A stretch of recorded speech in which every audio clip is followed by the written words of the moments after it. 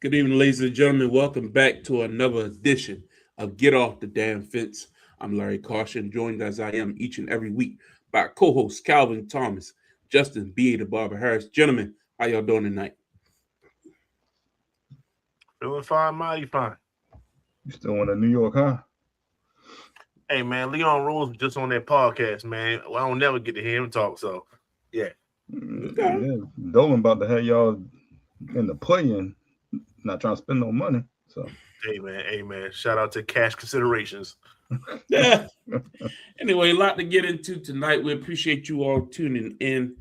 We do have a lot on the agenda, but first of all, we ask that you please hit that like button, hit that subscribe button, share it aloud with your friends and family on YouTube, Facebook Live, wherever you might be consuming us tonight.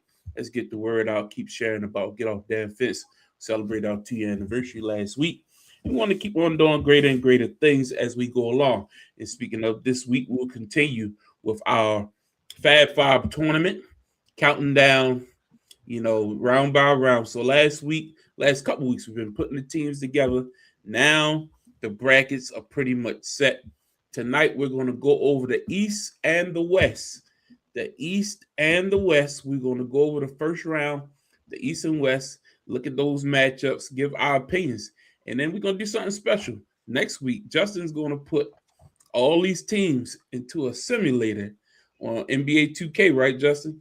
And see what those outcomes will come out with if it was like put into a simulator. So we're going to give our personal opinion just on our knowledge of basketball, taking out whose team it is. I pick that team, you pick that team. Just purely looking at it from a basketball perspective.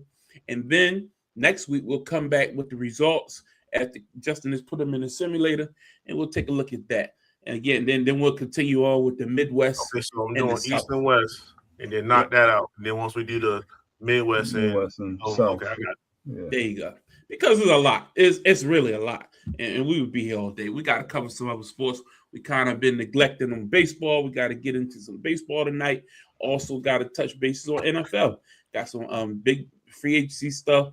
And then, but we're going to start tonight with the NBA draft. The draft took place on last night. If you missed it, it was some things, things happen. And we're going to touch on them. So I just want to touch on overall, we know that the Washington Wizards had the #1 overall pick, and I'm going to pull it up here. And for the sake of argument, there were a lot of players that were up in the air, or they could have went 1, they could have went 2. It was about the team and their need, depending on what you needed in key positions. There were some trades that took place. We know that certain teams had rights to some picks that were higher up. Really good teams were able to get some really good young players to retool. And then other teams made some decisions to forego on some things. So it was a lot of little interesting things done. A lot of discussion about some free agency moves as well took place over the past week. We know about the big Giannis trade that took place. We'll touch on that in a minute. But let's start with the draft, just because it happened last night, more timely. Calvin, I'll start with you. From the first round, what was the most surprising pick to you? What was something that stood out to you? What was something that you feel like could be a big-time franchise-altering move that took place on draft night last night? Well, I think it's easy. I think it's AJ DeBanson. I think he's the best player in the draft. I think he has the potential to be the best player in the league in 5-7 years. Athletic wing, can get to the basket. He can get better on defense, can get to his shot. He can expand his range to the three-point line. And I think once the Wizards signed Trae Young, and you kind of felt like they were drafting AJ because they weren't going to draft Aaron Peace and have 2 point guards, so to speak, starting their backcourt. I think they locked him in, and he has a point guard that could spread the floor. He has 2 big men in Sarr and Anthony Davis, as long as Anthony Davis is a Wizard. So I'm excited to see AJ. I'm excited to see him blossom as that lead wing, that Jaylen Brown prototype. I'm excited to see him play, especially in DC. So I think he's easily the best player in the draft. Also like Acuff out of going to Sacramento, that lead guard, kind of in that Jalen Brunson type. I think those type of guards are really popular now after what Jalen Brunson did particularly in the finals. And I think him being the lead guard and having a chance to flourish, it is Sacramento, but he'll be the lead guard in Sacramento, so he'll have a chance to make mistakes. But I think he's the best player 5 through 10. Outside those top 4, I think it was Darius Acuff. I'm surprised he got by the Clippers. I know they already have Garland, so you kind of don't want those 2 guards, but I think he's the best guard and the best player at 5 through 10. And I think Brooklyn and LA follow him. Interesting. Justin, just on a quick snapshot, what's your thoughts? Biggest move, was the most impactful pick of the early round? What's your thoughts? For me, I don't know, because I was shaky on him during the college season. I'm a fan of Dorian Peterson, but I know the antics that he pulled. He had a flu one game. He had stomach cramps another game. He made a beautiful half-court three-point jumper in rhythm. Looked at a coach and said, "It's time to take me out, dog." Like I hear those things. Forgot about that. You know what I mean? But he does have a chip on his shoulder. He does feel like he should have been number one. And he said that I'm liking I don't know. It's a fortitude there, but he's covering up from what he did during college. But maybe he was just like, this is a waste of time, and I can't do anything but play this season out. Similar to Todd Gurley and people of that nature. Like I don't need to be here, but I got to. So maybe it's that. But I love him in Utah. I love Utah starting 5, the way it's shaping out. He has plenty of bigs to back him up. And he could he's thinking about changing his number to 8. Why? Because 22 is already taken, but mainly because he want to, pay homage to Kobe. Like, when you start throwing those names out there and wanting to change your number, well, I remember somebody else that, I'm not saying he's going to be as good as this guy, but somebody else wanted to wear 23 for a certain reason. You feel me? So I like him. So I think that the snapshot to me, 1 is Peterson, and 2, I'm a really big fan of Caleb Wilson going to Chicago. I feel like he's a more explosive Chris Bosh. And they're going to need that in Chicago. They need all the help they can get in Chicago. But these are some of the building pieces to make your team go to the next level. So they're doing a really good job. Some of these teams are doing a really good job. Notice I did not say Cameron Boozer, because you guys know I'm a Duke fan, and I got love for him. But I just don't see the upside like I see other players. He's going to give you the most boring 20-8, but he's going to give you 20. It's not even going to be like a Tim Duncan 28, because his defense ain't as stellar as Tim Duncan. That's what kind of made people that just have a really, really solid game. But, maybe more of a Sabonis kind of a dude, you know what I mean? Like, but nothing like, yo, this dude is the building block for our franchise. I just don't see it. That could hopefully. I disagree with you on that. I disagree. I like the Boozer pick. I like pairing him with Edie down there in Memphis. Yeah. I think together, if Edie can stay healthy, those two could be like, I like Boozer. I really do. Yeah. And sometimes you can get lost in college and the numbers that you put up in the college format. Some people's games is not translate. Some people's games are not what it's supposed to be. Like, they flourish in the NBA. Anthony Edwards. Some people flourish in the league. You're right. Especially in a system like Duke. And unless you are like a shooter, some guy that's shooting dazzling with threes and things like that, I think he might get unlocked. I really think so. And I think we saw flashes of what he was able to do. Go ahead. Now this is a snapshot. We have no idea. Yeah, of course not. Is he like? Do you think he have a better overall outlook than a Paulo? The expectation coming out of college isn't there. Yeah, I agree with that. I think Paulo had more time. Like, it wasn't like Paulo had more flash coming out of college. Even though they played in the same system, Paulo had the ball in his. Two different type of players. Cooper's is quote unquote generational. I'll say this: if Washington and Utah didn't have stacked front courts, Cam could have won 1 to 2. Yeah, it's just that's why I'm bringing up. This is about teams of need. This is about teams of need, because the comparison I have to compare him to other guys that was in a similar system I could have went back to Brandon Ingram. I'm not going that far back, but in the recent past. That's his comp. I get it, but Okay, Y'all saying he's gonna be better than Paolo? That's what we saying? I'm I saying think Paolo hasn't reached his potential himself. correct. So I'm just saying correct. I'll say from a just purely expectation perspective, I don't think Boozer is you're not looking at him to be that flashy guy. I'm looking at him to be more like a Bam or a guy that can get me solid boards. He gonna give you 83 points in a few I years. mean, come on, that's an anomaly. You know what I mean? Go ahead. That was bullshit. I'll tell you like this. He'll be, and when I say the name, you won't be like that's not bad, terrible name, but he'll be a better shooting, more high energy, better defensive Julius Randle. You just said a lot of. But I'm talking about in regards to like prototypical fours that can shoot, give you a little 15. But high end Julius Randle is good. You know what I mean? But it's not. He's not consistent though. That's the problem. I think Boozer will be better defensively when the team fills out. I mean, they will be terrible next year. I think so. Yeah, that team right now. This is a building block.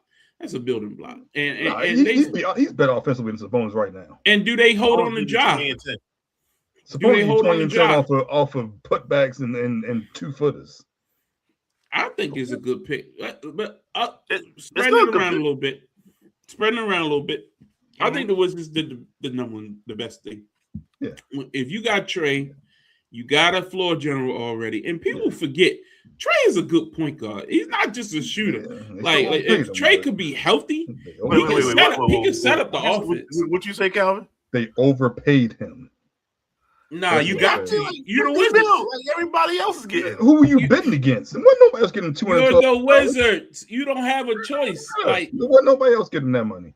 They need to overpay for AD too. Like, but I don't think AD wants to be there regardless. But if you pay him, I think he stays. But I think there's too much LA buzz, and I think what's kind of if you overpay AD, you pay with AJ and Trey, and you get one more piece. Team.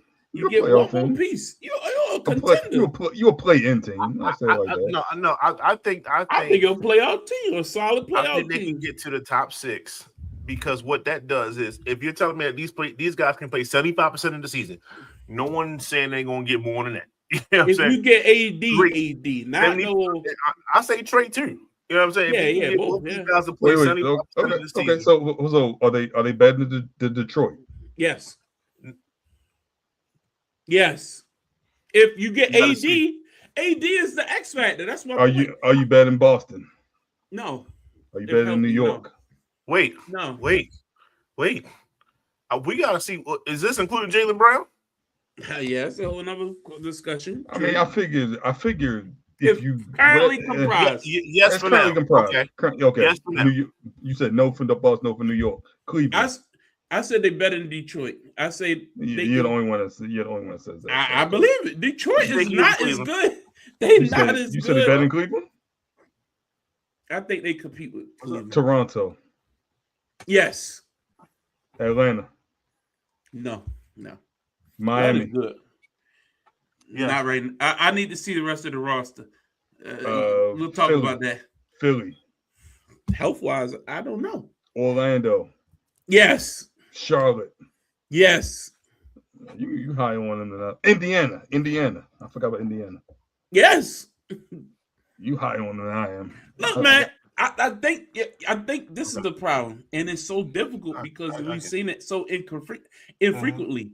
You don't know what AD you're going to get. If AD is healthy and playing at the top of his game in the Eastern Conference, AD is a problem. I'm sorry, man. Like AD is a problem. I think someone like Alex Sarr can really. Alex Sarr is he can flourish. Excellent young player, man. Like he's going to but get they have multiple young good players. Though. It's next not to AD with Trey Young at point guard, he should get 5 to 7 good looks, and then you want to take another 5 shots. So that's the guy I think that's going underneath the radar when it comes to the Wizards projection. Like he's going to have got a nice little team if they can stay healthy. That's the key with them, and that's the problem. I mean, we'll say that about most teams. Again, that's a big if though. Keyshawn George, Trey Johnson, Kubla. You seen him last year. He's took the next step last year, and he was projected pretty high 2 years ago, huh? Who did you just say? Kubla. I was about to say, what about Julian Reese? You think he's gonna be back? He signed a two-way, right?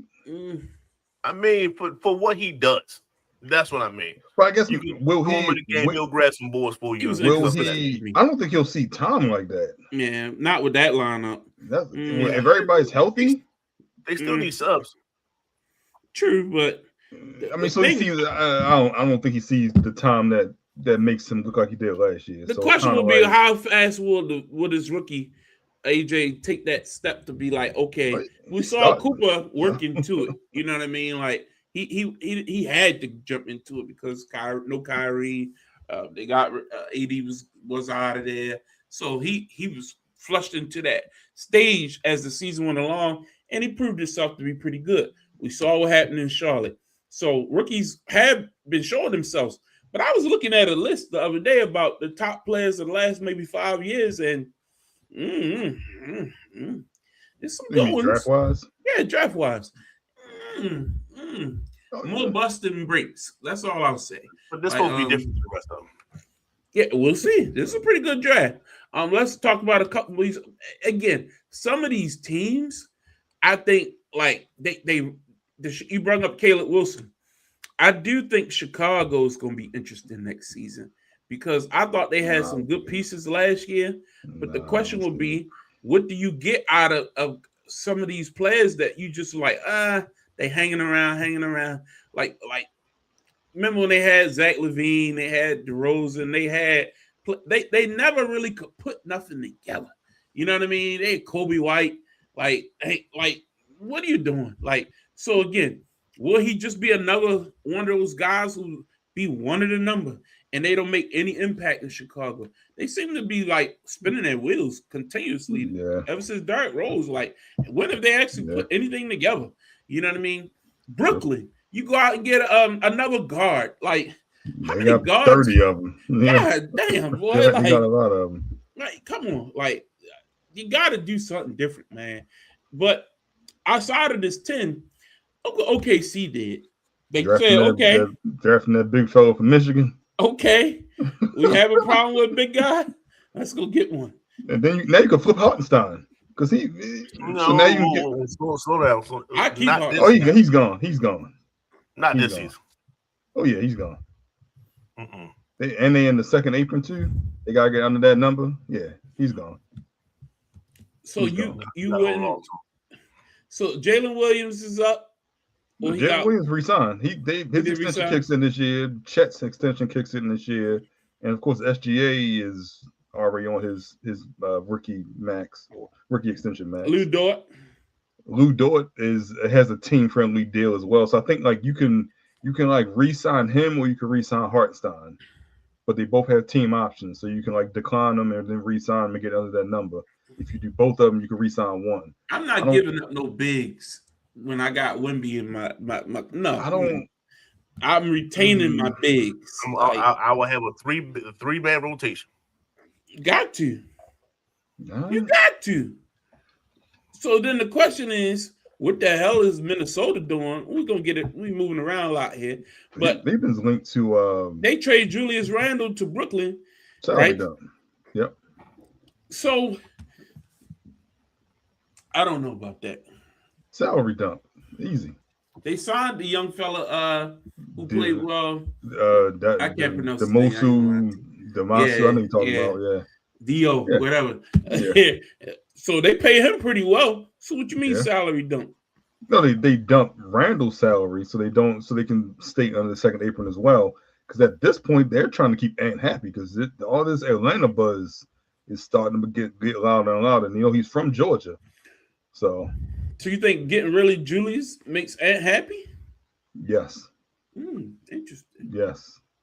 Yeah, especially with the rumor that he was kind of out. He was out of it since the trade deadline because he thought he was going to be traded then, and he was kind of out on Minnesota. Yeah, I think Ant's happy with him gone. And it's not saying that they won't make another move. I don't know what they can do salary cap wise, but they're talking about the trading Gobert. But I think Ant's happy with getting rid of Randall. Yeah. Any other thoughts on the draft itself before we move on to some of the off-season moves that we seen over the last week? Any other thoughts on any of the picks? I love what New York did. Okay. Tell us. Trade to pick the LA. We traded like 4 times just to get out, just so we won't have to sign no first rounders, because we just at this point we're trying to bring everybody back with the threat that we can't go into the second apron. So the last thing we had to do was sign a first rounder, which means you have to pay your first rounder. You don't have to pay your second rounder, so on and so forth. So that's the thing. So we did enough to keep us afloat so far in heading into the off season, which is your transition. Calvin, anything?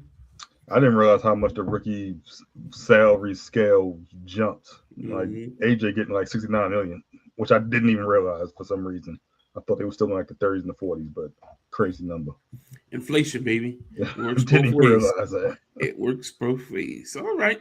So let's get into this Giannis trade. So the Bucks made the move. They decided they're going to move on from Giannis, trade him to, of all places. Are you a Miami Heat fan now? No, I'm not a Miami Heat fan. Again, I'm not. I think I'm at the point in my basketball life where I'm not a fan of anybody. I'm just going to enjoy the games, watch it for what it is. Nothing's grabbing me. But last season, like I've said many times on this show, it's probably the best season I've watched in a while. And I wasn't really rooting for anybody. I was just enjoying basketball. And I think that's just going to be my path. Because of all the, like, Miami, that doesn't excite me. That doesn't make me feel like, oh, yeah, he's in a better spot than he was 2 weeks ago. Like, what can Miami do?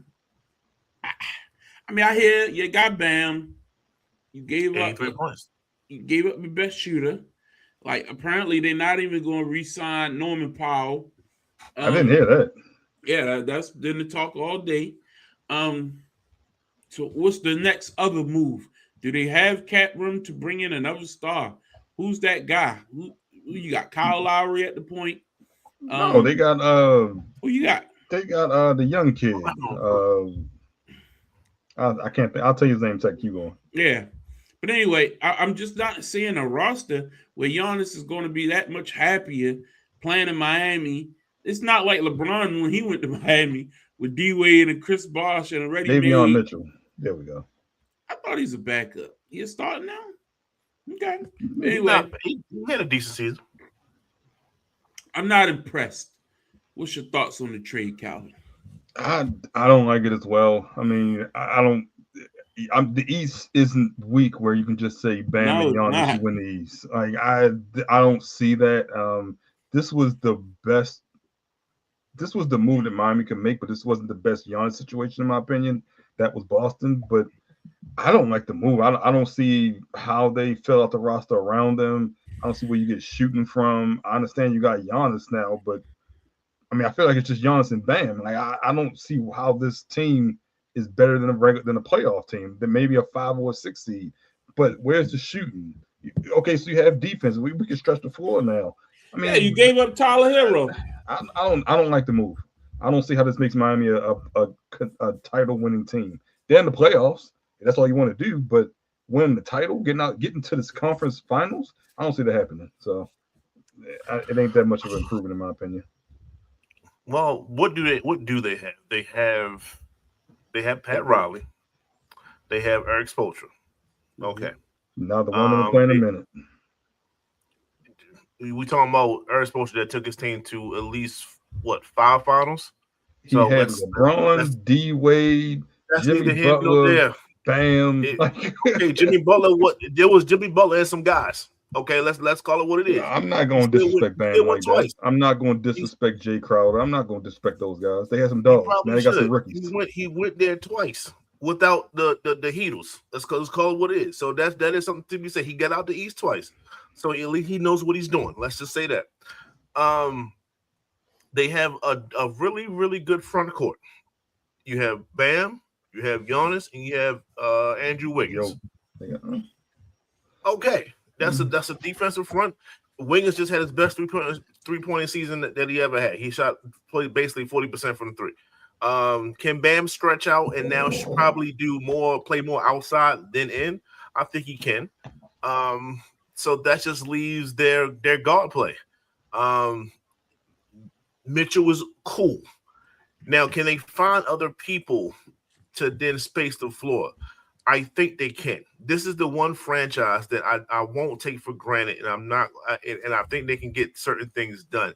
I mean, they made like what they had some players that wasn't really household names that gave Vinces of the world and stuff like that. Once they got out of Miami, you couldn't find these guys no more. Like that's what Miami do. They have a decent system, and they can spot talent to at least fill roles. So we're gonna give them that. I give them that. So does that put them in a mix? Probably so. Does that give you a better future than what he was looking at in Milwaukee? Yes. And I think that's the number one thing. If it's not this season, then next season for sure that they're going to be one of the better teams in the East. So why next season? What happens next season? Another offseason. Another offseason to find talent. I just don't like it. I don't like it from a what can what's you that ceiling? do What's that in ceiling? Miami? The ceiling championship. Okay. So you got them better than y'all. No, at best. But that's what they can get there. You still have Giannis. Okay. And he brought Bobby Portis with him. And he brought BP with him. Yeah, he chasing. Chris Middleton might Again, come out and I don't love it. up. I don't love it. One thing you can do that would could appease both parties. You can do Wiggins and Jovic. It is Jovic, not Jovic for De'Aaron Fox. Salaries match.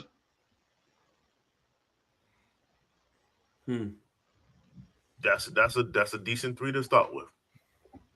I don't like giving up that perimeter defense though that Wiggins has. Who else is a free agent this offseason? Do you know? This is not the year for free agent, unfortunately. Like a little under the radar guys. Don't have to be no big splashes. Like I'm just thinking from somebody to fill out a roster. He inconsistent too, and he can't stay. He be on the court and don't know what he like. He's just inconsistent. Oh, DeRozan about to walk. I know he walking from Sacramento. They about to cut him, so maybe you throw some money at him. But apparently he might go to Golden State. I don't know, man. I don't know. I just don't see Giannis's agent making this move without a understanding of something else is coming. Like I just don't see it. Like they had options. He could have been traded to Boston if he really wanted to be out of there. And go ahead. That was the thing. I was like, you heard the rumor was Milwaukee didn't want Jaylen Brown and didn't want to do the legwork to figure out what they can get for Jaylen Brown. So it's kind of on Boston to get those offers. Yeah, I guess they didn't like any of them, but you think no JB staying still? You think he's not going nowhere now? What's the offer? Like I don't see them trading him for nothing, but like I don't see how you get equal value. If he's that disgruntled, is he that disgruntled? Is the question. Is he that disgruntled? Or just want his own team? I'm looking at free agents right now. Nobody. They can probably they'll F around and get someone like homeboy that used to play with Chicago. The point guard they had there. I lost him in this thing. Kobe White. I can see them getting Kobe White. He's a good roster filler. He'll fit right in on that team. They can get Gabe Vincent back, and next thing you know, his 3-pointers jump up another 10%. Stuff like that. They can find players. That's one thing Miami can do. They stay relevant, and that's why they was like always that bubble team. Like, why are y'all even this nice? Y'all shouldn't even be this nice. Well, it's the East too, so. But interesting. We'll keep an eye on that. Austin Reeves signed the deal extension, apparently in principle. It's not 100% solidified until I think you can't sign everything until July. But July in principle, Reeves is coming back with big money on the table. What you think, Kyle? Would you rather pay him what he got or Trae Young what he got? I like them both in their positions. Say that again. Can you say neither?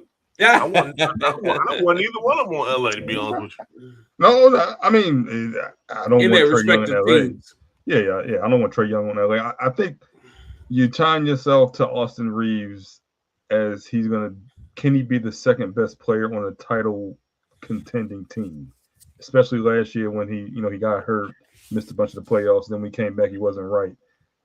So it's Luka and Austin Reeves now. Like either Luka leaves without a title in LA, or Austin Reeves steps up and he's he plays that second fiddle. I don't know which one's going to happen.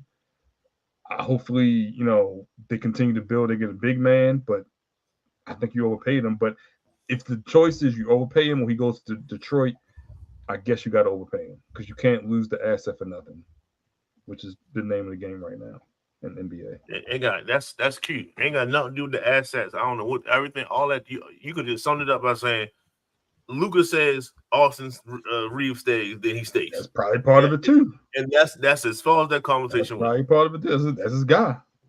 And that's why he said about a week or two before that, hey, we need a center here. That was Cole saying, I don't care what y'all thinking about putting Austin Reeves, just somebody get me a center. But he's not going anywhere. That's my guy. That's his guy. Ain't no centers available. I was thinking about that the other day. I'm like, what we saw from Wemby in the playoffs, how many teams is going to be trying to match that the next 4 or 5 years, just trying to get big bodies out there to try to compete? Obviously not that many if they let homeboy fall to goddamn OKC, who already got a 7-1 guy. The team I think need to really do something. Hartenstein 1 and Duren 2. The only 2 I got available. Denver need to make some type of move this offseason. They can't keep staying pat. Are they re-signing Peyton Watson? That doesn't do anything. That make you better. I mean, I think he's better than it is Peyton Watson. I'm thinking of, but he's better than the white boy that they got the max. Kessler? No, not Kessler. No, the wing for Denver. I'm blanking on his name, but I'll take a second. But continue. Yeah, I just think that's a team. Christian Braun. Yeah. That's a team that are going to get left behind if they don't do something. Sure. And then you'll have a disgruntled all-star and a Jokic, where, it might end up in a Giannis situation in a few years. Everybody talking about Anthony Edwards, talking about these guys. Once you see the landscape and you keep hearing, Wemby ain't going nowhere. Wemby going to be here for the next da-da-da-da. That team's young. Look how all of their players are young.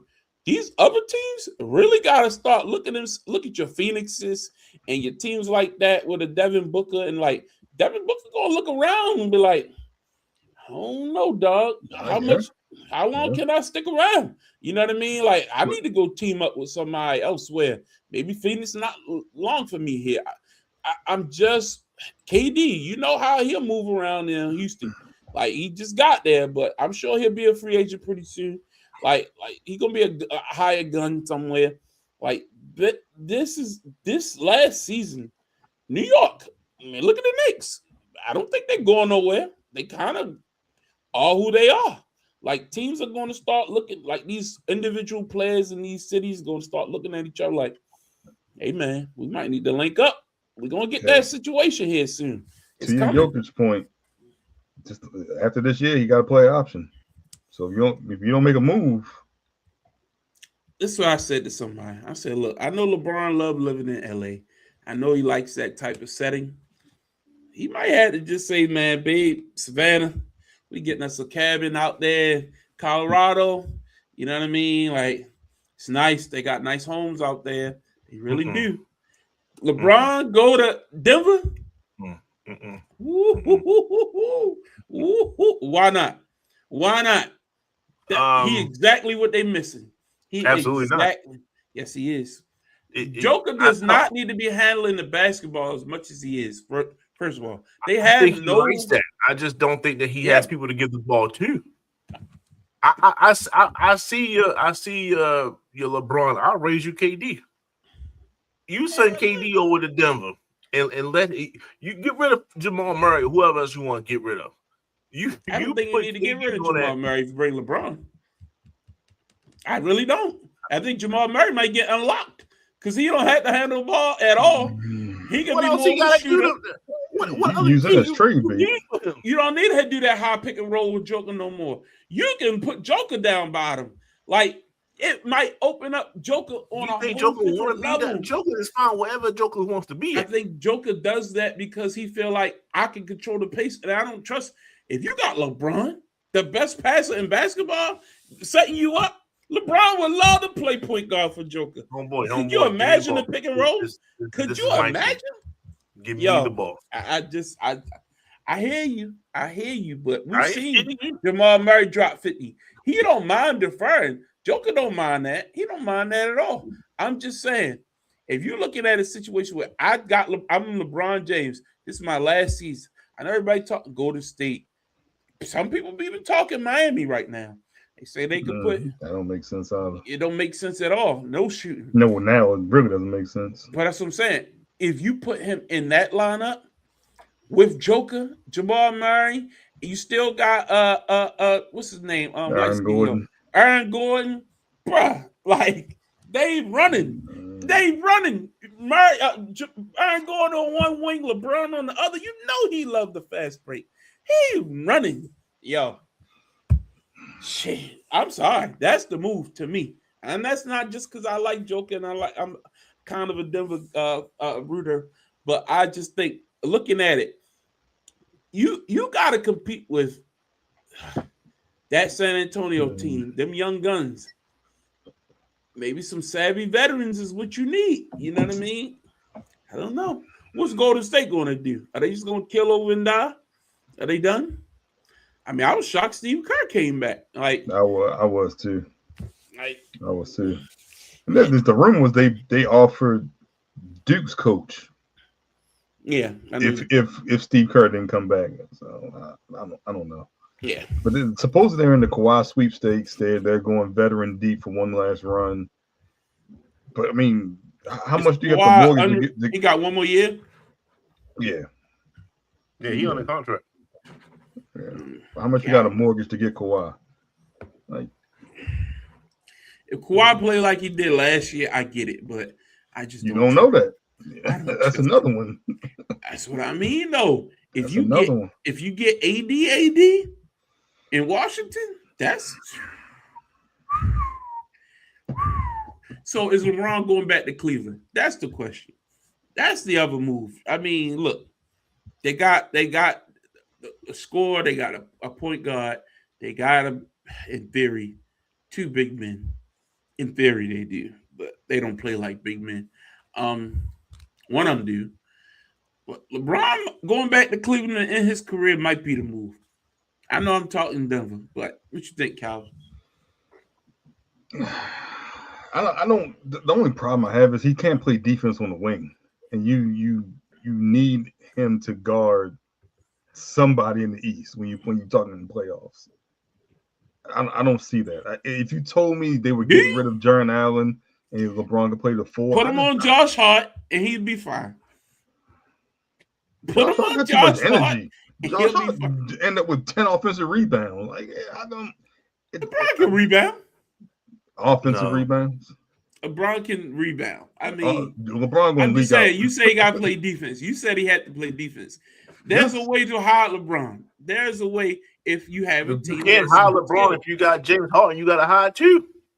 Yeah, that's true. Well, yeah, but I in my scenario, Harden was out of there. And Mitchell ain't the best defender either. Mitchell will get in front of you though. He'll stay in front of you. He ain't no bum. He ain't no slouch. He swept the floor. Like I ain't worried about that. I'm just saying, two big guys, Donovan Mitchell, LeBron. You get more. What's the other fella back? Point guard. Lonzo? He's still there? Who are you talking about? You get somebody back? No, they had a guy. He didn't play. He was hurt. I'm trying to think. I'll look it up. But anyway, I think you finished your career in Cleveland. I think that's the move, man. LA don't love him. You got to trade hard. I think so too. Yeah. It's fine. That's the only way it works. He's a free agent, I thought he was a free agent. Get a bag of shots for him if you need to. He got a play option. Oh, he can leave on his own. Yeah. Going back to Houston. Go enjoy your life. Anyway, Actually, any other thoughts? That ain't bad. That ain't Yeah. bad. All the defenders they got down there with Going down there. Going down there. Jabari, Thompson. He got Thompson. Thompson. That's all he needs, Thompson. Yeah. They got a bunch of defenders down there. That's what they was missing last year. They ain't had no Adams. point guard. True. They had no point guard. We talked about that endlessly. Is Fred Brandon Fleet a free agent or he was on the contract? He on the contract, but you don't know how he's going to be from the injury. That's true. You know, with him being undersized, he needs all the quickness and all that stuff that he can have. So you got to see how he is after that. So yeah, I would kick that tire to see what's up with Harden. I would. Yeah. What's the deal with Giannis? I mean, excuse me. The guy who everybody thought was going to be the next Giannis, Zion Williamson. I was looking, like I said, I was looking at a list of the top draft picks of the last, several years. Zion had so much promise coming out of college, and so much expectation, and it's just been one thing after another, questioning his weight, questioning his dedication, his commitment to the game. At what point is he not an asset any longer? Like, I know everybody used to talk about, oh man, if Giannis come free, then he could go to New York, he could go this place, he could do this. At some point, will we ever see this guy that was on the cusp of being great? Justin, what's your thoughts?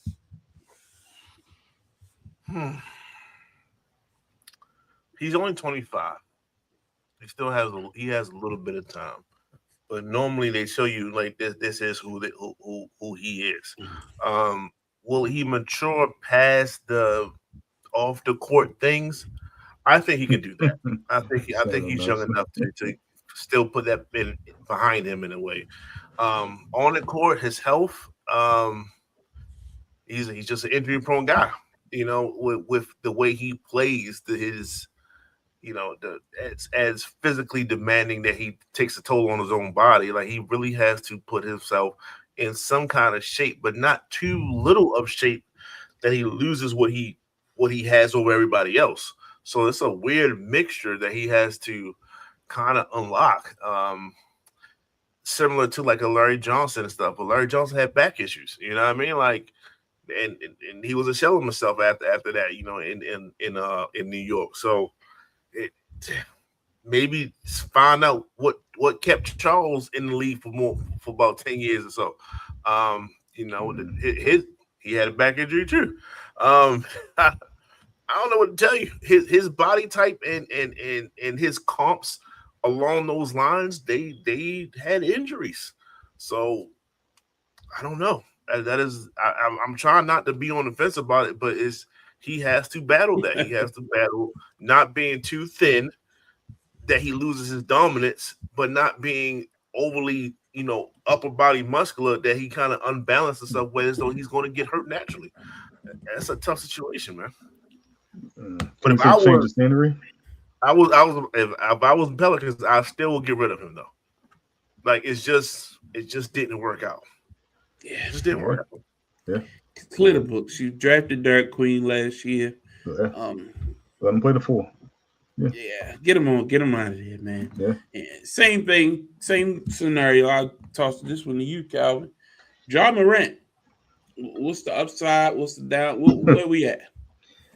Mind you, they just got Boozer too. No one wants him. I think that's the easy scenario.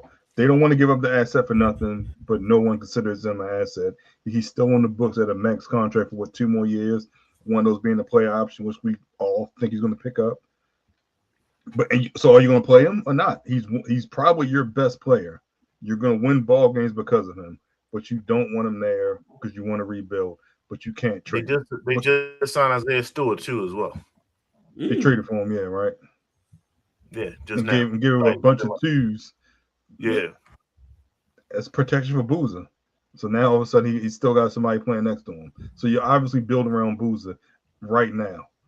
You got to get rid of Ja Morant. You have to trade Ja Morant, but the problem is you got to match salaries and you have to find a willing trade partner, and you probably got to give up a first round pick to trade him. It doesn't make sense for Memphis. That's at where they are right now. So it's so crazy though. It feel like the off the court issues has greatly impacted his ability on the court. At one point, this guy was like Scott, like elevating to be like a top star in this league. Not necessarily like the best scorer, not necessarily the best shooter, but just like a playmaker, a guy who could elevate his team. And he had Memphis looking like they was going to be something. And He's good. They're good in the West.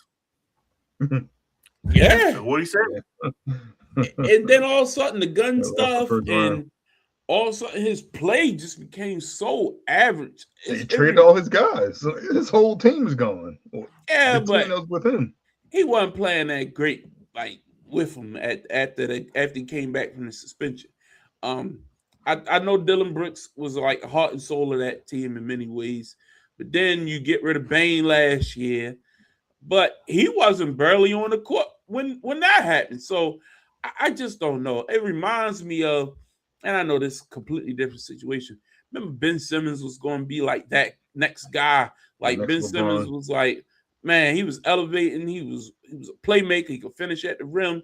Then all of a sudden, he just didn't shoot that one playoffs, and then it just took over his whole career, man. Like his whole everything, morale, his game just sank. Like that's what this reminds me of with Ja a little bit. Like I don't to that extreme, of course not, but man, the hype, the highs was so high, and the promise was there, and then all of a sudden, boom. Out of the league, possibly. That's where we're heading with both of these, it appears to me. I think Zion can bounce back if he's able to get his stuff under control, but that's a slippery slope. Once you start sliding, it is difficult to go back up the slide, man. It is very difficult to do. What was your thoughts? You about to say something? So he needs to, I think, he needs to talk to Russell Westbrook, like ASAP.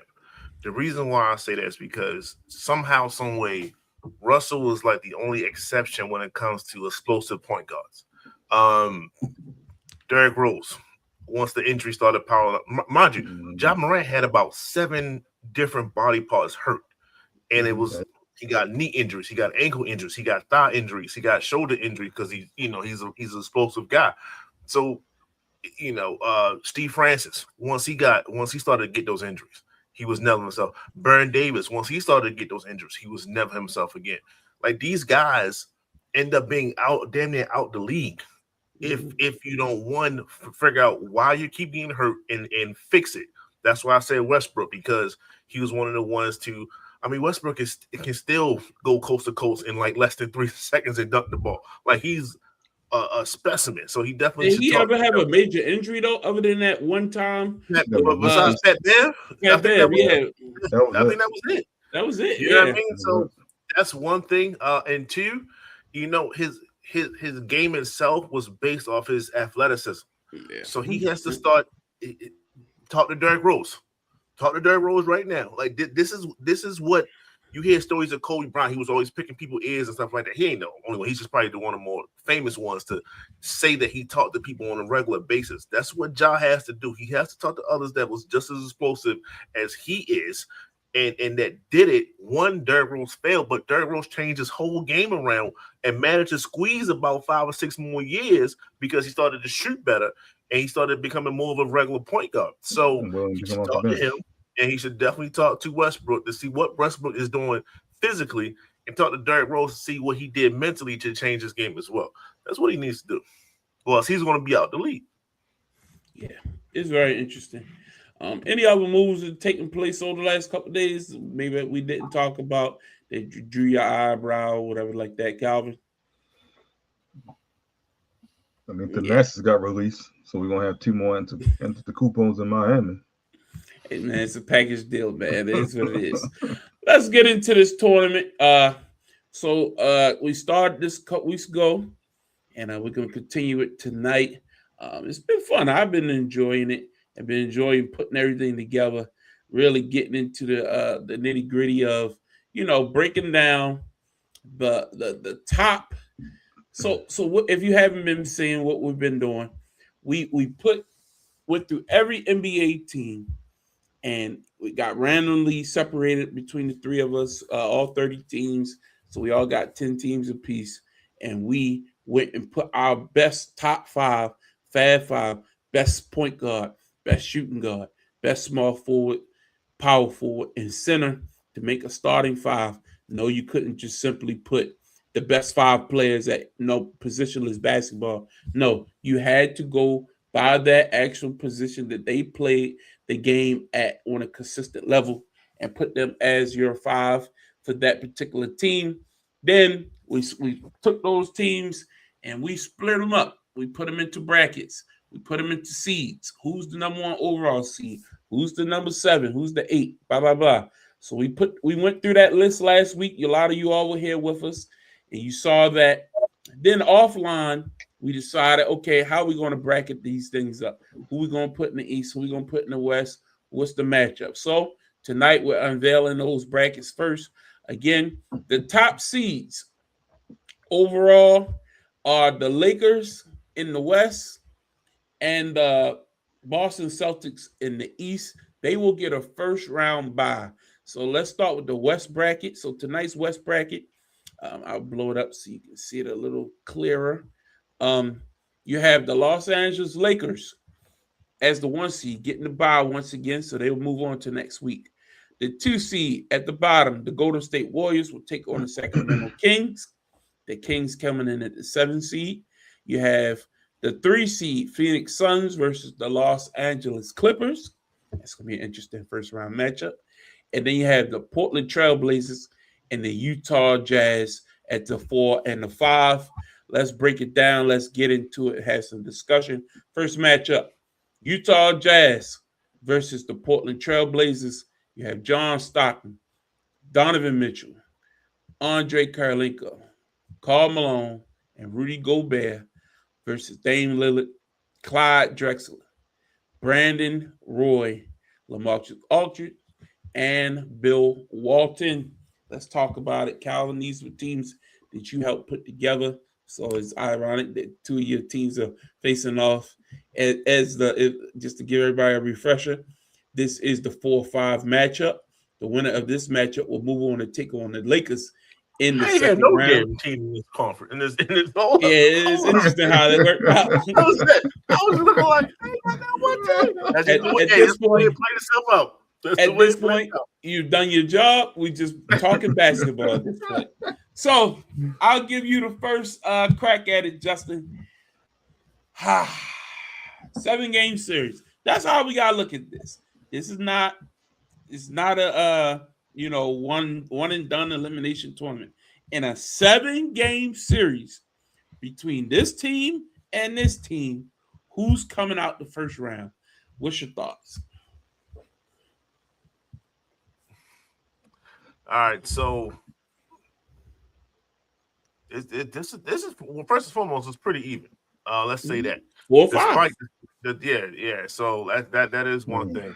I don't know whether that's Tyrese Halliburton or John Stockton, but we won't see. I was like, John Stockton got a good AI time. do some crazy things, man. I was not. No, you're fine. You're doing the time limit crunch. I say, hey, I'm not doing this again. Man, Malone and Aldridge, they just gonna be trading jumpers for jumpers. Like it's gonna be pretty. That's tight. I think Brandon Roy has the slight edge over Karolinko. I think Mitchell and Drexler is going to cancel each other out. I think they both can put up 20 to 30 easy. Dame is going to score. Stockton can play some D though. No, he can't. He lead the NBA in steals. I think the interesting matchup down bottom is Bill Walton going to take Gobert to school. You got 3-time or 4-time defensive player of the year. Yeah, I got that. That's all well and good. I got Portland because I think Bill Walton's going to destroy Rudy Gobert. What you think, Calvin? I agree. I think Bill Walton can be the best player in the series. I think Brandon Roy has the potential to be the best wing player in the series. As short as his career was, he's explosive. I think Karl Malone will surprisingly give LaMarcus Aldridge problems in the post, especially with that pick and roll. I think with that pick and roll action, but I think Portland's more talented, and I think they have the better explosive. They have the best player in the series in Bill Walton, in my opinion. Bill Walton. Bill Walton's MVP season is one of the best MVP seasons. I think y'all his prime overhyping was short, along with Brandon Roy's, but I think they were both great players. So I'm going. I mean, I get it. They were great for their spells, but let's not bury the lead.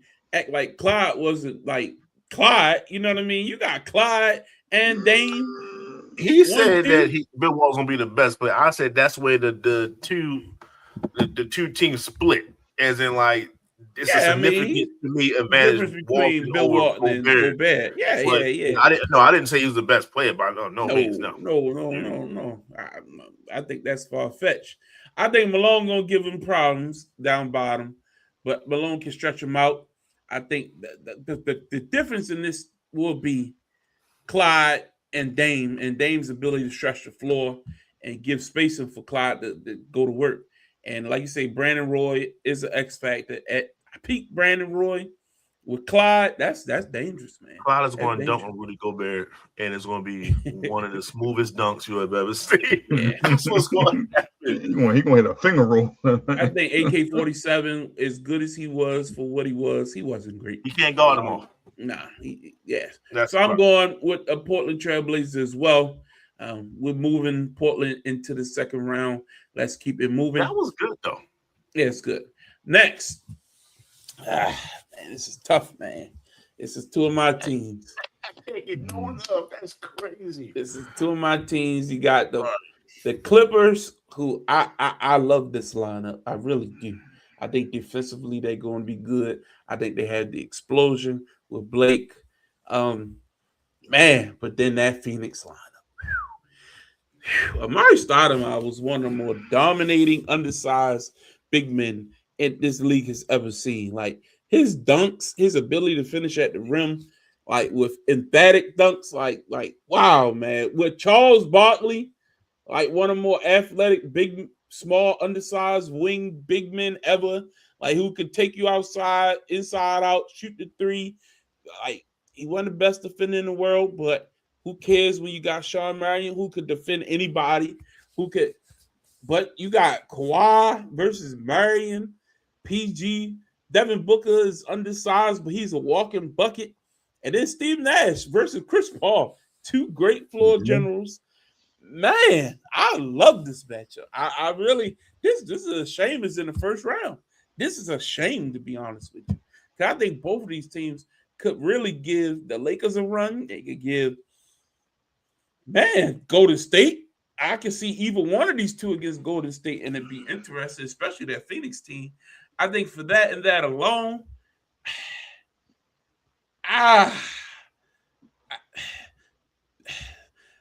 Chris Paul, Paul George, and this peak Paul George, and Kawhi, I think they got more lift with pause with Paul George and Kawhi.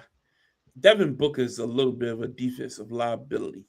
And then Charles ain't a great defender. Steve Nash not a great defender. This is Pete Charles. It is. I love Amari, though. Bob McAdoo. Let's not sleep on Bob McAdoo. He was great. It's going 7. That's all I'll say for now. It's going 7. I'll toss it around. Calvin, what you think? It's tough. I only thing I'll disagree with you said this is prime Paul George. I think prime Paul George in OKC. I think prime Paul George might have been in Indiana. Like it wasn't LA. By the way, I agree with you there. I kept Jalen Rose. By the way, I found him. Let's just say that. I didn't make that slide yet. Still good. Yeah, this is a tough one. Y'all make a choice, man. Make a choice. Go ahead. All right. So Charles against this lineup is interesting, right? But I remember him against Seattle, and I think Gary Payton and Sean Kemp is a good comp when it comes to seeing how he'll be. And Seattle didn't get over the hump until like '96. Charles and them was kind of owning them dudes, like what I'm saying, like Phoenix didn't have no problems like that with Seattle, even though Seattle at some points was number one seed. They couldn't even get past the first round sometimes. So that's one thing. So I think Charles Barkley, especially this version of Blake Griffin, this is still the version of Blake Griffin that was getting punked by Zach Randolph. You know what I mean? Like there's a lot of guys that was punking him, and I gotta take strikes off of that.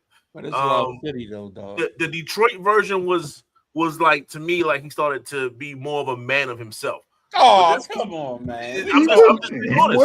He wasn't athletic. He had nothing else. Yeah, nothing else. Athletic. Facts. Bob McAdoo was a great shooter. But Amari was a different animal.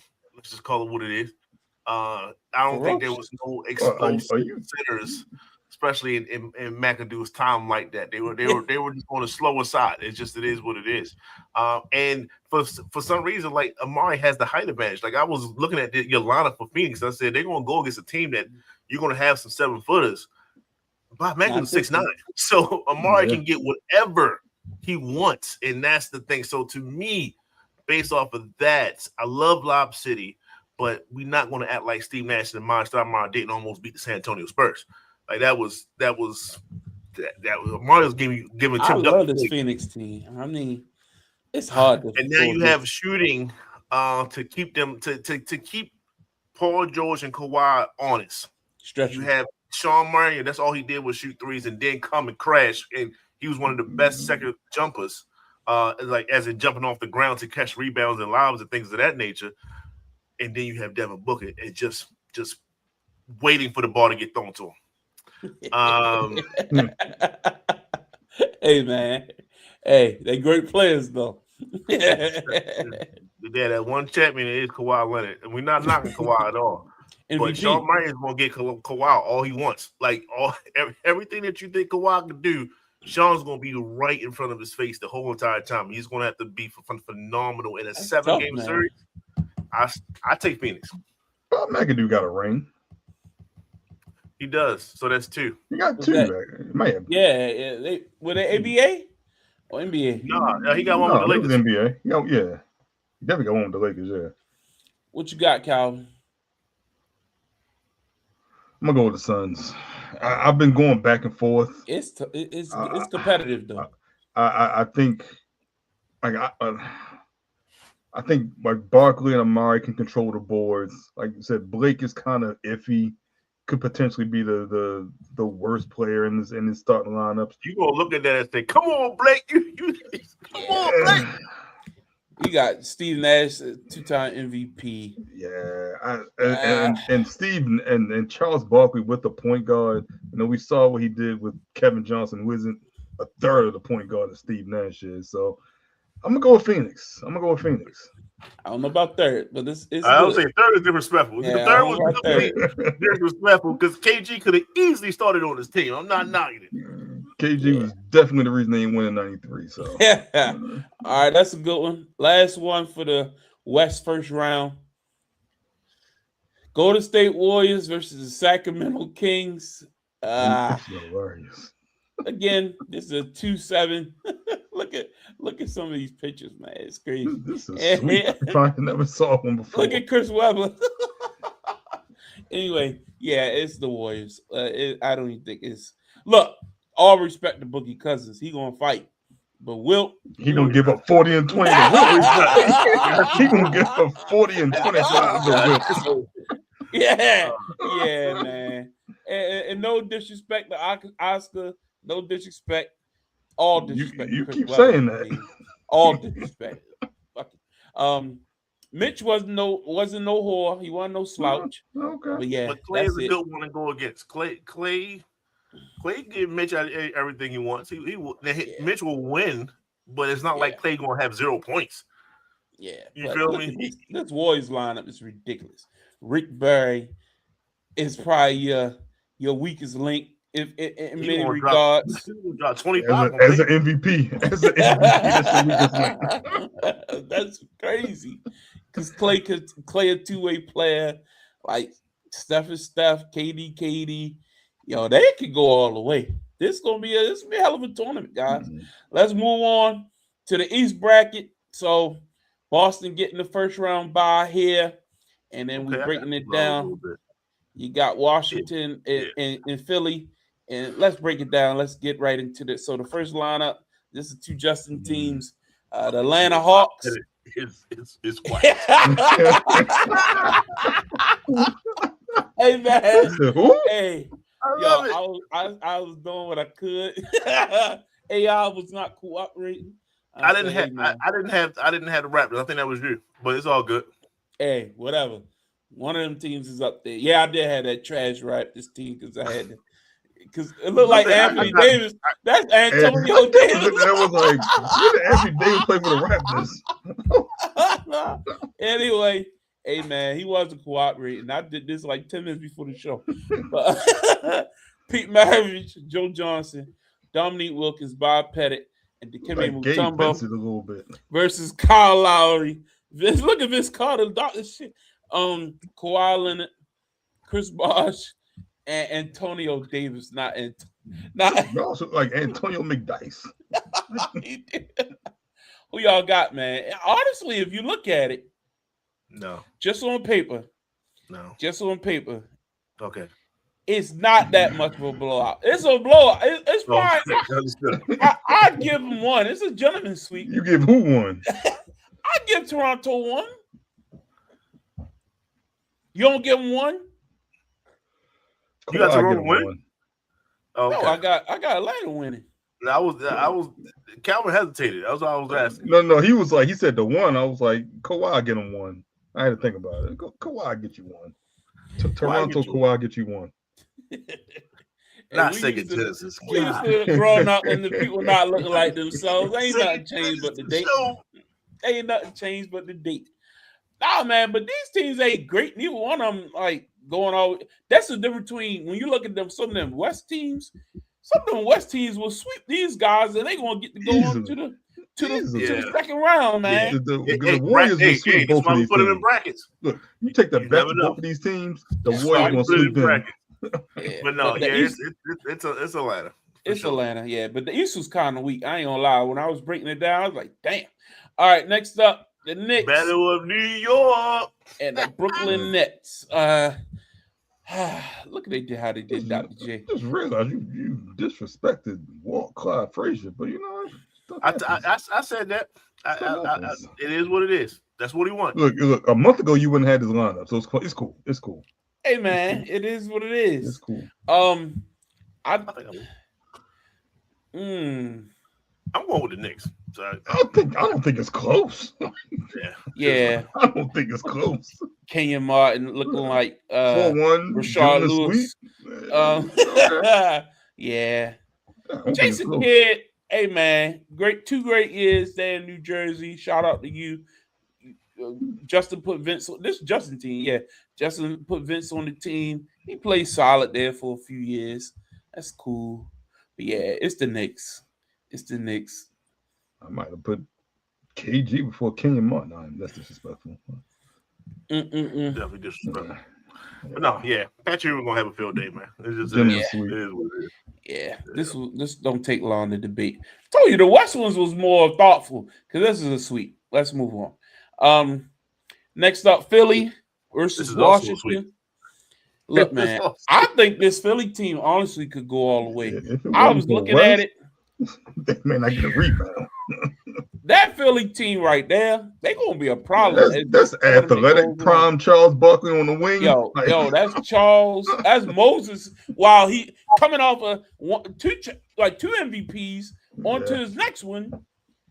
Like he won one. Is this 4-4-4 Moses? Yeah, that's that Moses. It's in that era. That 4-4-4 was the yeah, it is because he said on Philadelphia. Yeah. Yep. And this peak Joel, this top of the line Joel. You ain't getting no. Yep. Yeah. This is and Maxey right now, like not this past playoff season. And we said all that, and we didn't even bring up Allen Iverson. Yeah. And of course, the answer going to have always had a question and an answer. But look, let's show some love to Washington. Look, John Wall, Gilbert Arenas, Karan. You got him getting one. That's where the love stops. It's a sweep, dog. I mean, it is what it is. All right. Shout out the Yeah. West. Shout out the West Yeah. Sunset. The only reason So they're getting again, rebounds. Otherwise, they didn't that, get no rebounds. yeah. So that's the East and the West. Just a Whew, quick that was recap. quick as hell. Yeah, God, that was quick. That was quick. It was one toss up. Yeah, no, because I think the biggest matchup was this one because we talked about I said that. it was one toss up. Yeah, one toss up. The other ones But was kind of. but the other It's the match, first the round. Golden State one, this was still decent. This was still, Yeah, it wasn't you bad know, either. we got to talk about it. You know what I mean? Yeah. So anyway, next week we'll continue on and we'll have the Midwest, which is far more competitive. Man, I was looking at the South and the Midwest. They got some matchups, dog. Like, man, that Midwest with Chicago, Cleveland, man, I'm like, whoa. It's gonna be some big matchups like early in it too. So it's like we're gonna get into that, and that's gonna be pretty fun. So yeah, that's all I got. Let's get into some baseball because the Orioles just lost again today. Look, man, I don't know what's going on. The last we talked baseball, Orioles looked like they was like really turning around. I know we quickly chimed in on it like 2 weeks ago, but all of a sudden they falling off the rails again. What's going on? Justin, talk to me. I know you've been paying attention over the last week. I know last week you wasn't because it was all about the Knicks and basketball was dominating. But now we got to hunker back in. It's baseball, football haven't started yet. Y'all got our full attention. What the hell is going on with the Baltimore Orioles? Well, they got 4 wins, 6 losses over the last 10 games. That's nothing to write home about. But you're trying to get back to 500, and sometimes you just gotta take like 10 game, 10 5 to 10 game increments to see like did you increase on that in any kind of way. And going 4 and 6 is not helping. They lost 2 versus The Angels. they beat the Angels, and then they lost. Then they lost two in a row, so they lost that series. They look good against the Dodgers, and then every other series they lost. They lost the Seattle series as well. You can say hitting. We're just not a good ball club, bro. Making mistakes, having runners in scoring positions and not capitalizing on it. We might even have a record of just leaving the most runners on base and not scoring. If it ain't late game heroics at times, then we're not winning. We're just an average ball club right now. It is amazing that how many games, if you really look back at it, we had to pull out down the stretch, or like with a comeback, or like you say, late game heroic. Damn, it could be worse than what it is. Right? Yeah. Like the pitching is trash. But like you say, it's not all pitching. When you're leaving guys on base, it's not helping you either.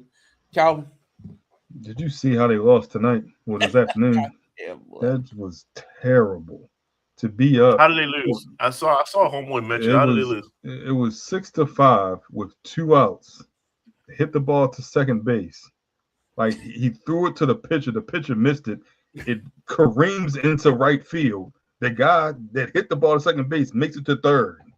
He makes a triple. I guess it was a single, 2 errors, whatever. And then the next guy walks it off. It was 2 outs. In extra innings. I think it was a 1 person on third, I believe, because the guy scored at that point and tied it up in the next one. Yeah, it was terrible. It was terrible.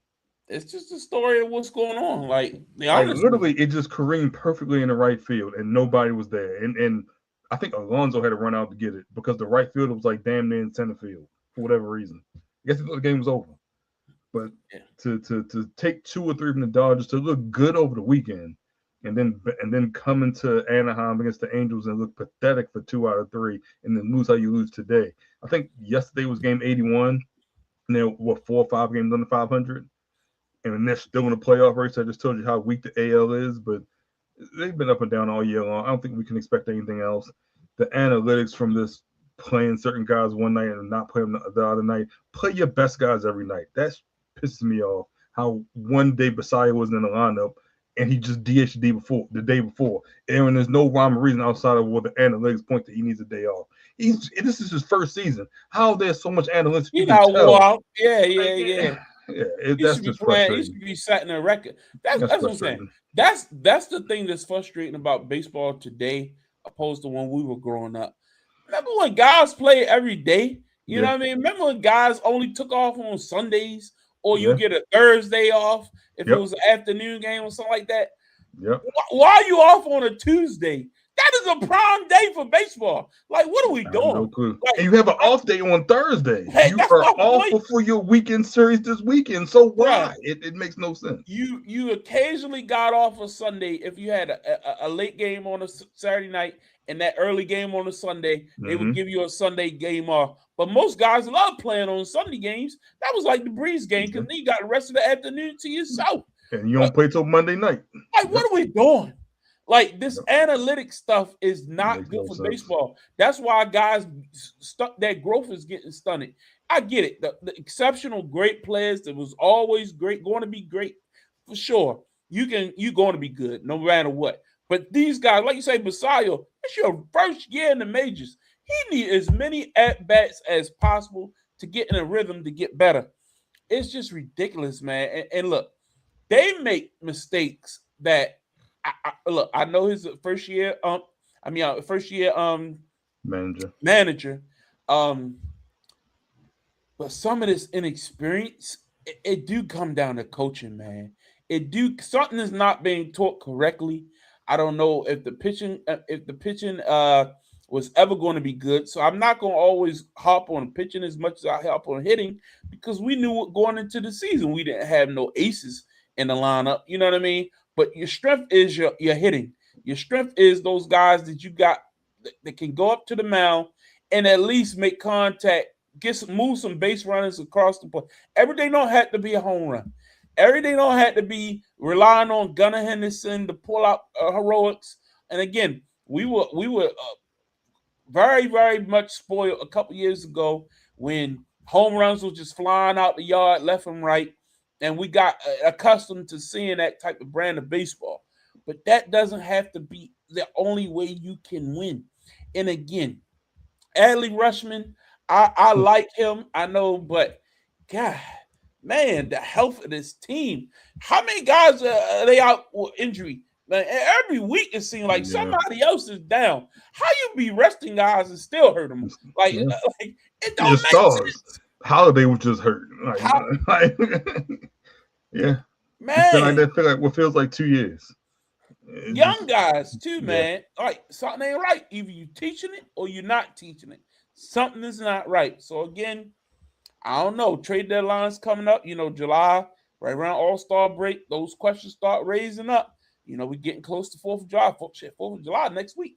You know what I mean? So trade deadline's coming. Do the Orioles make a move? Did they do something to try to increase this roster, to try to make things better, to go down the home stretch?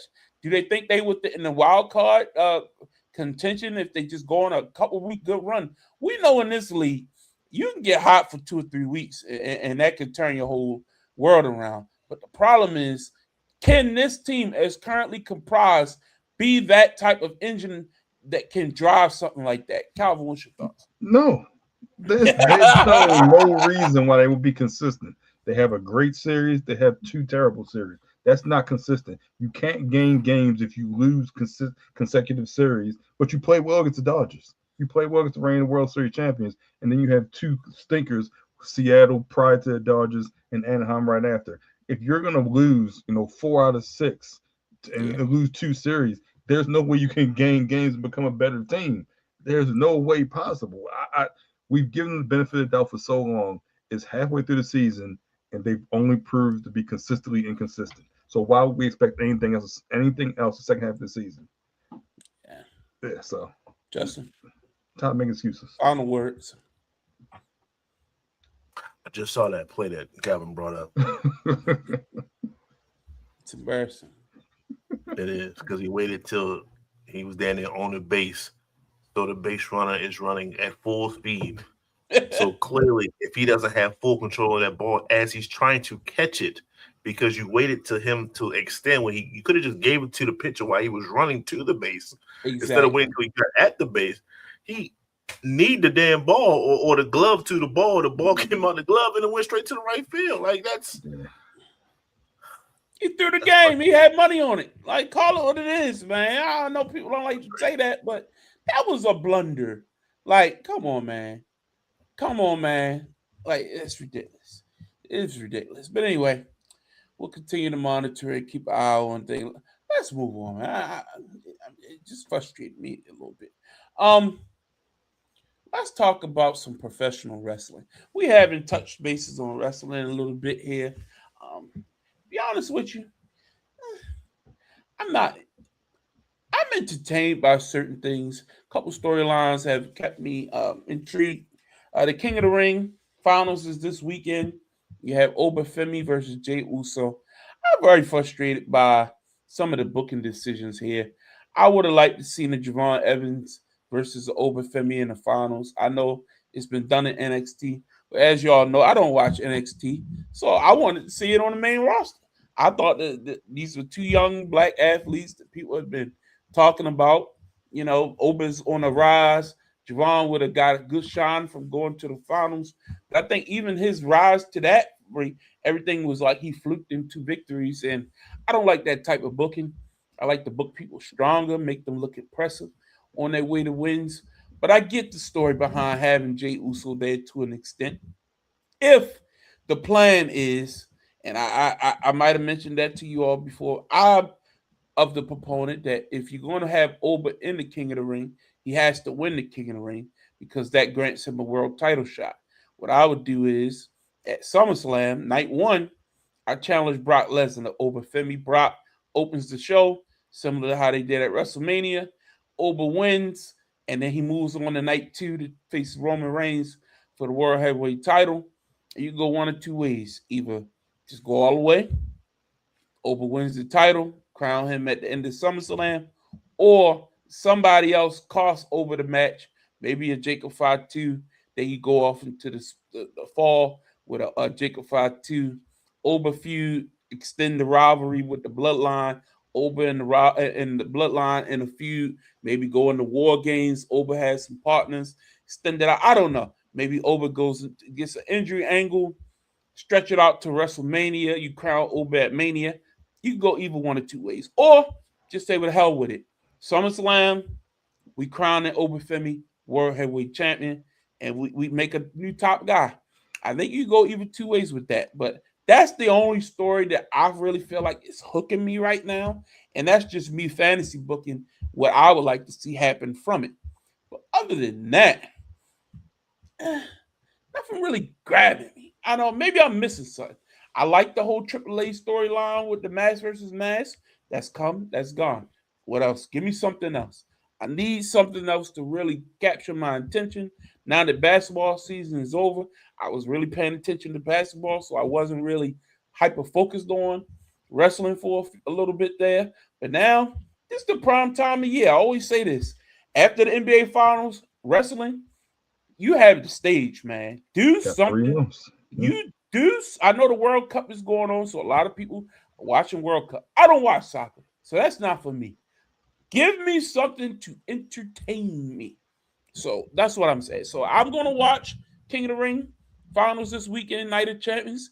Seth Rollins, Braun Breaker, and a steel cage. You got Cody Rhodes, Sami Zayn, and Gunther in a three-way, which to me is uninspired. I would have just changed the title last week. Is Randy coming back? Been done with it. I don't know. You think he is? I think that's one way you can go about it, especially if you're going to have Oba win and defeat Jay. Then now you have Randy and Cody again. So okay. Oh yeah, Profits won the tag team titles. They won the other night. Yeah, good on them. Well, they're the first tag team to hold every tag team title. Every title, yeah. Yeah. Of the newer ones. Yeah. Of the new ones, yeah. Yeah. I seen a picture with them. I'm like, okay, that's cool. Yeah. Again, it's the little things they're doing. Yeah, that's great. I'm talking about the big stuff. The only thing from the big stuff that really is hooking me, I think Roman is a great champion. I like him and Jacob. That's cool to me. That's what I'm saying. I'm kind of like, I don't think you need to take the title off of him yet. I really don't. I agree, I and that's why. think you need to. Is there also a scenario And he where goes Jay? back to Cody? I was going to say Jay wins. Jay goes after Cody. No. Jay, you don't think that's a possibility? You can't be over twice. You can't. Well, I mean, he doesn't have to beat him clean. You don't have to beat him clean. Would Brock gonna come out and cost him the match? Correct. Come on, man. We don't need to do this. That's how you don't get. need to do It's the third of SummerSlam. I think that's expected, but and then you have Oba kind of go through the bloodline to get the Roman at WrestleMania. Go ahead, Justin. So I'm just confused of what they want to do with Oba. It's inconsistencies with them. I'm seeing now they're starting to have him going against the Vision. Like, so is that a thing? Are we going to expand on this? Could the Vision be the reason why Oba doesn't win the King of the Ring? I can see that. So by default, Jay wins. For a reason. So now Oba swings his attention to that. But I think Jay then loses to Cody. But then this is the perfect time for Sammy to win because it's over there. It's a triple threat match. They still want to see Sammy win. So I wouldn't be surprised if Sammy wins the match. It's unknown, but it's like frustrating unknown. Like I don't mind not knowing what they're going to do next. I don't mind that. You want that, but it's just like. But you don't like any of the options. To be predictable. You don't like any of the options. That's the problem. It's just make it make sense. If they make it make sense, I'm okay with it. I can see that. But he is that though. That's how they did it. They set him up that way by beating Brock. No, I think they established it by beating Brock. He took too many F5s. Like once you take too many F5s, a regular move is not going to do it. Like it's just not. Like Brock. Well, that's what I mean. That Brock loss should be his only loss for a while. I think he did need to lose. I didn't mind the loss, and I said this. No, the loss wasn't bad. It was maybe 2 F5s. You know what I mean? Like three F5s. I don't need 5. I think 5 is too much. I think it was great. I think you who do 5. Who else can do 5? Who else can do that many moves? Like you're never going to lose. But that's the point. That's the point. It's going to take a Herculean effort. It's going to take somebody. And remember, this is Brock. Like that to me puts over even more the fact that it took that much to beat him. So then when he does get over, he's going to be over. Like, that's why he's still getting cheered like crazy every week because the fans believe in him. That is what Brock brought to the table for years. You believe that when Brock came out there, okay, yeah, the rest of that stuff was wrestling, but something about that guy is real. And I think that's what's happening with Oba right now. People feel like, yeah. That you can do all that stuff to the rest of them. But Oba, it's going to take something extraordinary to really take him out. And I think that's why you don't want to don't rush him to Roman too quick, because to me, that's a mega money match. That is a WrestleMania main event. Yeah. That is, you hold off on that. But the problem is, when you're on TV every week, he's not one of them guys who there, and then you can take 3 weeks off and you disappear. No, he's got to be there every week. And the more you there, the more people are like, well, why he ain't going after the title? He's better than all these other guys. You know what I mean? So you want to save the big money matches, but at some point, that's why I say you might just have to pull the trigger at SummerSlam, because at some point, crown the guy and then see what happens with him. But you have to have a plan for him after he wins. That'd be such a waste. And I say this: if you want to have the double thing at whenever it is, let's say he faces Brock on SummerSlam, and then that's night 1 he beats Brock. Night 2 he loses the Roman. Let's say that. Like I did want him to double it up, and the reason why I say like you do it that way is because what the hell is the point of having Jacob on Roman's side then? What was the point of building him up? That's what I'm saying. Yeah, other than for him to then interfere, and you're not going to believe Solo, you're not going to believe Jey Uso or Jimmy to stop him. So why build up Jacob other than to have him as a backup to say, yes, you fought Roman, you lost. Well, why did you lose? Because you got choked out. That's why Roman made that damn that choke move look so devastating. Because what's going to happen? He can do that on Oba. And Oba going to fight. It's going to take some outstanding to take him out. But that's long-term storyline. That's what I'm saying. If you built this right, the first match, Roman might beat him. And then with the help of we've seen this before. Part 2 is WrestleMania. We've seen this before. Yeah. That's what happened with Cody. Cody lost the first year, and they rematched the next year. That's when he beat him, and the story was even bigger. We've seen that. Remember, Drew almost beat Roman. Everybody wanted it to happen. They was at Clash at Castle over there at Drew home country, and what happened? Solo comes out, hits him with the little. That's when he made his debut, right? That's when he made his debut. Yeah. And it was like, wow, Drew was ready. And I still think that they should have pulled the trigger on Drew. What you don't want to do is say, oh, we can wait till later, and he cools off. And he's not at his peak. You have, if you're going to wait it, if you're going to keep it from down the road, you have to figure out a way to keep Oba strong and have enough roadblocks in his way that it has months of a feud. And he can't do nothing until he wins the Royal Rumble and gets the title shot against Roman at WrestleMania. I think to get there, you got to have a Jacob in the way. You got to have maybe even, like you say, the Vision, some guys like that, where he got to go through like some real big stumbling blocks. It can't be no little nothing he can just throw away in 1 week. It got to be an obstacle. So, again, that's a long-term storyline. And I like long-term booking. I don't like this, 1 week is one thing and then next week is a whole nother thing. Like, no, lay me some groundwork for what's going to happen. Make it make sense. Now. That's all. Yeah. Make it make sense. Yeah. Yeah, I agree. Then I can look at the other side as well. Look, I get it. Sammy, they've been setting this up.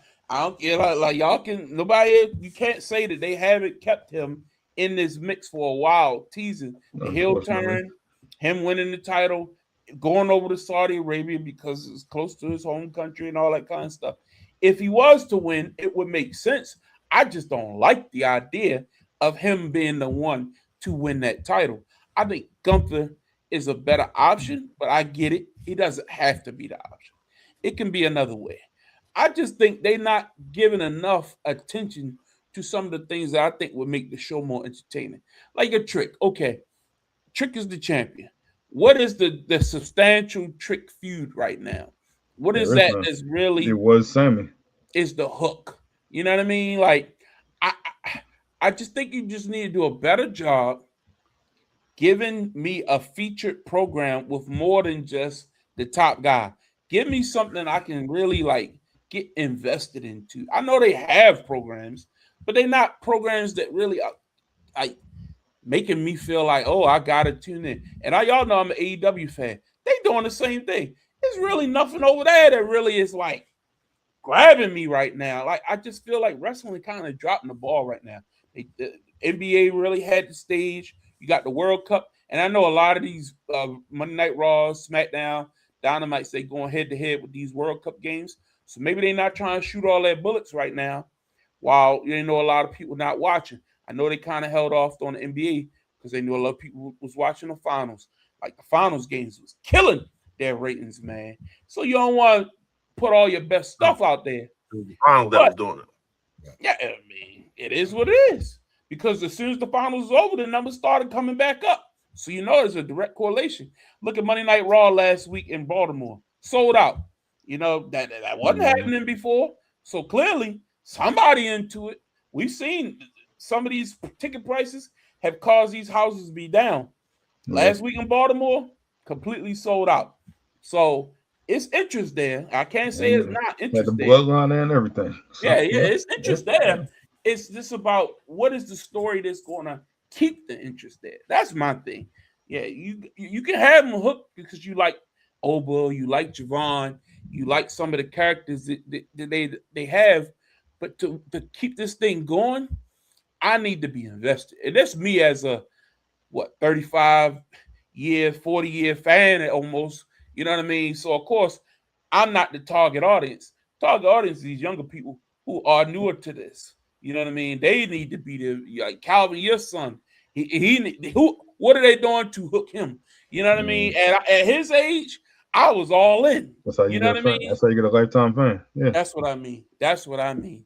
You know what I mean? Like, yeah, us older guys who've been watching this forever, we might watch out of force of habit. You know what I mean? Or we just gonna be like, hey, it is what it is. It's tough times here and there. But you're competing against so many other entertainment options these days. Whatever you put out there, gotta be, man, it gotta hook them. And I get it. We saw like, oh, what's going to happen at WrestleMania? These people worry about what's going to happen Monday, what's going to happen Sunday. You know what I mean? Like if you don't keep their attention now, random and turn Lyra Hill out of nowhere. Yeah, that's what they're gonna do. Completely off my radar. I seen it. I'm like, okay, all right. Crowd was solid.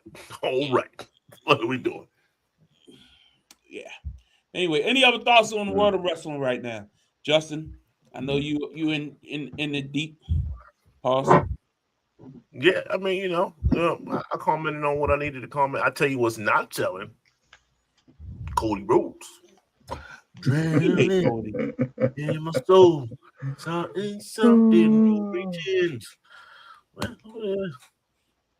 You hate that guy. But you think Randy coming back, Calvin? Fashion. Eventually, right? Eventually, like the old heads got to come back. Eventually, CM Punk got to make a return. I think Punk is coming back fairly soon. Pay-per-view this weekend, so probably kick off the next pay-per-view cycle. Probably Monday next week. Brunson got to come back soon. These guys got to. Is he healthy? I thought he had a second surgery. I forgot where I read that he had a second surgery after WrestleMania. Granted, it was 2 months ago, and that's what kind of kept him out long. Because I thought he was going to be back by now, so that makes sense. Yeah, but I'm interested in what are they doing with certain guys? Like that's the problem. I know we talked about this before. When you got a lot of guys who are around the same level, you can't push them all. Yeah. Everybody can't be undefeated.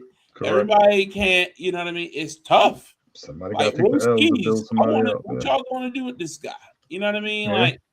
Like, do something with him. You know what I mean? I like to see him in Trick, like as a team or something like that, and then turn on one of them. You know what I mean? Like, but anyway, Carmelo, we see what they did with him last week. Yeah. I don't know, man. Anyway, interesting stuff. Just touching on wrestling, but they got a pay-per-view this weekend. Y'all check it out. The first hour is going to be on ESPN. King of the Ring for the men, King of the Ring Queen of the Ring for the women. I was shocked they beat Charlotte the way they did. You got Jade and Tiffany. They gave every goddamn excuse in the book. It's hit, but still, like I put Liv in the finals. She already the champion. I don't get that story. I don't get it. But whatever. Is Rhea healthy? Is she going to be healthy enough to even come back? She's battling some type of injury. I don't know. Back in the day, you used to strip. We'll see. But anyway, that's it for wrestling. Any other thing you want to touch on? MMA, boxing. What's up? I got nothing. Calvin? I actually have nothing. Yeah, that's it, man. It's the summertime. World Cup. Y'all watch soccer? I don't. I know U.S. plays tomorrow, I think. Couldn't tell you. I got notifications. That's about it. Couldn't tell you. I think we need to start paying attention. I think I did see a stat that said like the United States won back-to-back games, and I was like, okay, cool, nice. Back-to-back games. I was like, probably been a while. Yeah, it's been down there 100 years since they did that. I said, they couldn't win 2 games in a row for like 100 years. That's ridiculous. I will say, like, might be actually decent this shit. My son is into it, but he's like a Ronaldo, Messi, who's the GOAT type thing. So he only watches Portugal just to see Ronaldo. So Okay. Ronaldo. Well, thank you all for that soccer update. I appreciate it. That's all we got. Look, I'm not interested. I told y'all, I love basketball. Y'all know that's like football, basketball. I know people. They run up and down the field on that too. But it makes sense to me. Like I score a basket, you come down, you score a basket. I stop you from scoring a basket. I get the ball, I get to go. Soccer, bro, they just run back and forth endless times, and nothing be happening sometimes. And some of the games be 0-0, 1-0. People like, oh, baseball is slow. Baseball, I'm like, bro, it's completely different. Like, I can't do it, man. I'm just like, oh, okay, here they come again. Why are you kicking it all the way out there? Oh, you trying to set up a shot. Is he going to take the shot? No. Okay. No, I can't do it, man. It's not for me. No disrespect. I know it's the number one sport in the world. Hey, I'm out of it. And I know they say, oh, you watch tennis. I did love tennis. I love tennis. Serena, Venus, they got me into it. Pete Sampras, Monica Seles back in the day, Andre Agassi. Oh, yeah, I love me some tennis growing up. And they just hit the ball back and forth. Yeah, but they actually score fairly frequently. You know what I mean? Like I can't do it. I'm sorry, man. Oh, hockey. I ain't get into that either. I mean, I'll watch hockey live, though. That's more fun because they be hit. But, nah, I'm good. Anyway, that's the soccer update for this week. If y'all enjoying the World Cup, more power to you. Next House week, we start House of Dragon. Yeah, buddy. That's all Yeah. It's a lot. Maybe we'll throw a TV segment. There's some good shows out there right now. Y'all need to check out this show on Apple Plus called Silo. It's pretty good. It's pretty good. It's on season. They got 2 seasons. Season 3 about to start. So I was cramming. I'm cramming right now in season 2 because I didn't even know season 2 had dropped last year, but it did. Apple Plus got a lot of good shows on there. But check that out. That's a good one. What do you say? Sheep Stealer. Have you done a Justin, have you done a deep dive, a prequel into Spider-Man? The trailers? Yeah, we talked about it. Okay. Yeah, I gotta find it, check it out. I gotta find it, check it out. I need to. We talk about all this geek stuff. Yeah, for sure. So we getting a Miles Morales appearance, right? I will have to wait till I see it. You don't think there's enough hints? You have to wait till you see it. You gotta see it. I expect you to be more excited. I thought we was on the same page for that. Right. No, we're not, because I gotta see it to believe it. I think it's been enough hints, but okay. They've been hitting since the first Spider-Man.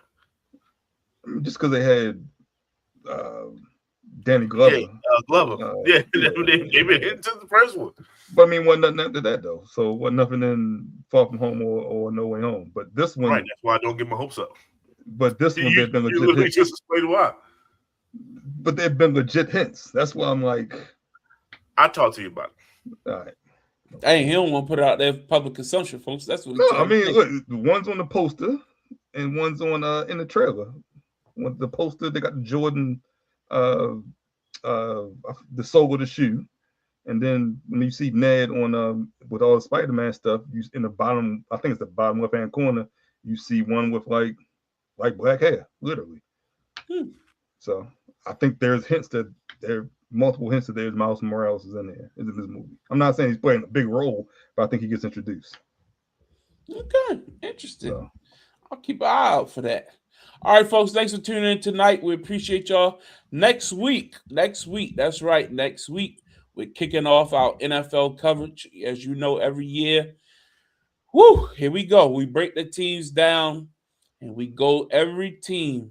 So every week we'll go, what we do, 2 teams every week or 3? I can't remember how to break it down. Let's do the math. Yeah. Because the season starts a little bit later this year too. Yeah, I think it's 1 week later. Yeah. So that's why I said next week. Typically, we would already started. So next week will be June 30th next week. So yeah, I think the math on math. July 1st.